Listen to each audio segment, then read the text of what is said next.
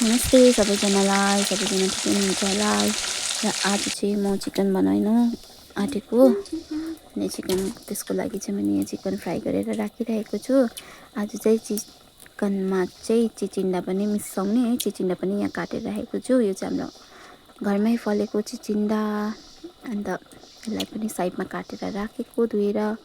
र यो चाहिँ टमाटर काटेर राखेको, अन्त यसमा चाहिँ मैले चाहिँ मसला मजाले खारेर चाहिँ तेलमा चिचिन्डा हालेर पकाएको है। यो मसलामा चाहिँ मैले अदुवा, प्याज, लसुन र जिराको चाहिँ मजाले पेस्ट बनाएर हालेँ, किनभने चिचिन्डा चाहिँ मैले पहिला हालेको नि त।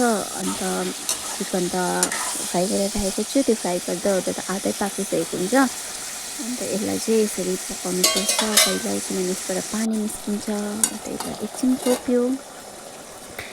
छोपेर राख्नुपर्छ, अलिक पानी सुक्नु दिनुपर्छ है।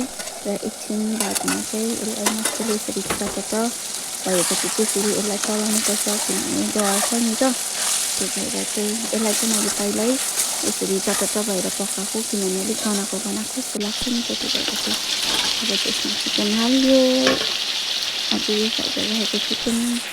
अन्त चाहिँ यसलाई चाहिँ मजाले मैले नुन अघि हालेको थिइनँ, त्यो भएर चाहिँ नुन मजाले हालेर चलायो। मजाले चलाउनुपर्छ, त्यो मासुमा पनि मजाले मसला चाहिँ लागोस्। त्यही भएर चाहिँ यसलाई मजाले चलाएर चाहिँ यसलाई एकछिन छोपिदिनुपर्छ है। पानी कम्ती कम्ती हाल्दै पकाउनुपर्छ, घरिघरि चलाउँदै। हुन्छ टेस्टी। तपाईँहरू पनि ट्राई गर्नुहोस् होला, हामीलाई त मिठो लाग्यो।